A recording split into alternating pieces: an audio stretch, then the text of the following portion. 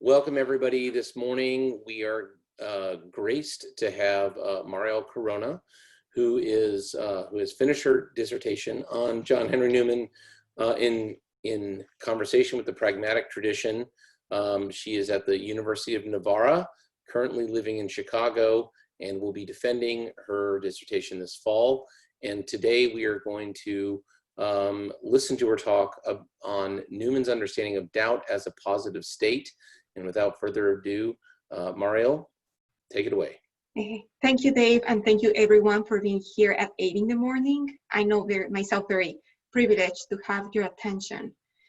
This is sort of the dress rehearsal for my defense, so I thank you in advance for any thoughts or questions that my words might elicit. I'm just going to be very grateful for your feedback. To frame my paper with yesterday's discussion, particularly with the paper presented by Dr. Snyder, I would say that everything of what I'll discuss is in agreement with what he presented. Dr. Snyder talked about religious dogma as the object of faith, and Newman is very clear that doubt is unjustified in that realm, and that assent in religious matters needs to be absolute. All of us that have read Newman have that very, very clear. I think the caveat happens because reality goes far beyond religious dogma, and that's what I'm going to address.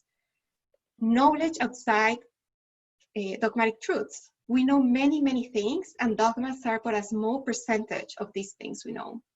Besides Newman's theology and religious faith, I believe we can learn much from him that is especially illuminating for the secular realm, and this is the context for my discussion. Although Newman did not consider himself a philosopher, the systematic study of his works reveals fruitful philosophical lines, which demand further examination. Interest in his contributions to philosophy is gaining momentum. As examples, the winter 2019 issue of the American Catholic Philosophical Quarterly and the fourth part of the 2018 Oxford Handbook of Newman Studies examine Newman's philosophical work. My doctoral dissertation focuses on Newman's commitment to the truth and uses pragmatism as a foil to study his convictions. This course of action has proved to be very fruitful, as it not only brings forth the richness of Newman's thought, but also provides a novel perspective to understand the assets of pragmatism. In this paper, I will discuss a particular topic within Newman's epistemology, which shows clear connections to the work of Charles Sanders Peirce, his understanding of doubt and how it coheres with inquiry and truth. While Newman maintains the objectivity of truth, he also believes that it is usually discovered in partial stages through the way of inquiry. Moreover, he acknowledges that there are many detours to be encountered in this process.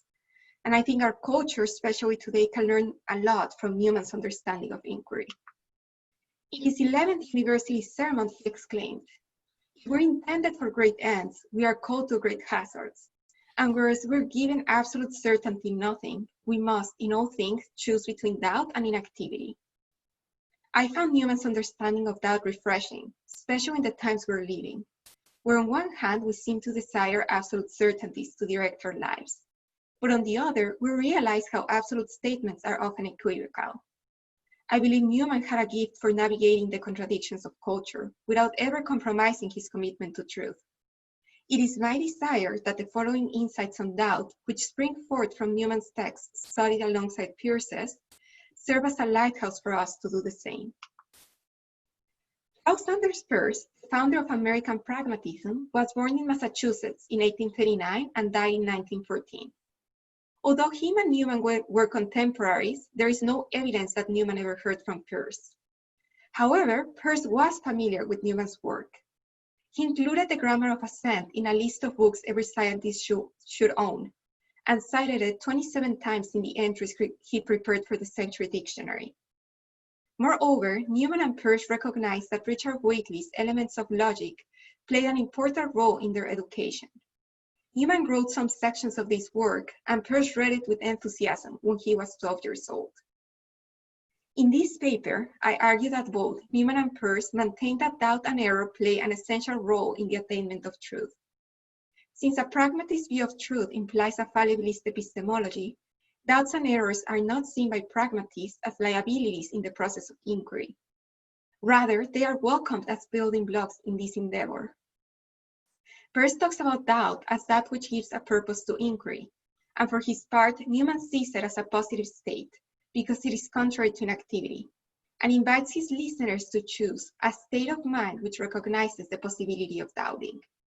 There's a state of mind, a framework, Newman's habit of the mind, and within that set of first principles, he opens the possibility of doubt. In the first section of this paper, I will begin by developing Peirce's understanding of doubt. The exposition of his beliefs will provide a framework that illumines Newman's stance. In the second section dedicated to Newman, I will talk about 4 points. First, I will explore Newman's understanding of inquiry. Second, the 3 meanings he gives to doubt. This is not original research. I actually got it from Brandon Dam's work. He's currently teaching at Steubenville, and I think his insight is genius, even though he didn't pursue it further.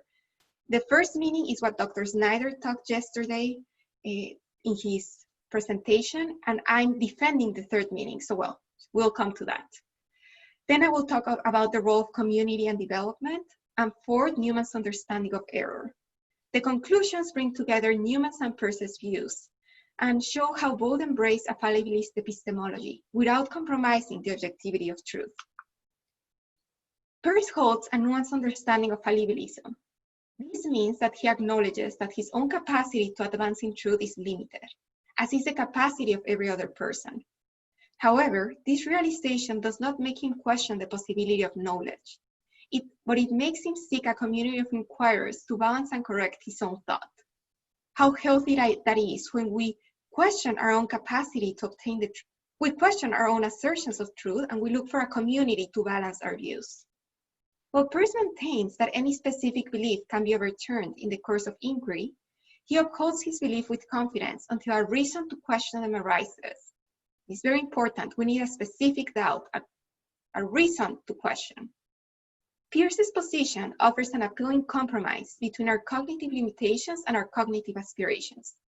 This means that he acknowledges our liability to error and our cognitive dependence on others, but at the same time offers our possibility of attaining knowledge. Further, Peirce proposes fallibilism as a thesis and a recommendation. A thesis because it describes a person's propensity to hold false beliefs, and a recommendation because it advises that one should remain open to revising her beliefs in the light of new evidence. Peirce's fallibilism is often described as contrite fallibilism, meaning that we can only make progress together as a community of dedicated investigators, that there will be many setbacks along the way, and our own part will at most be small.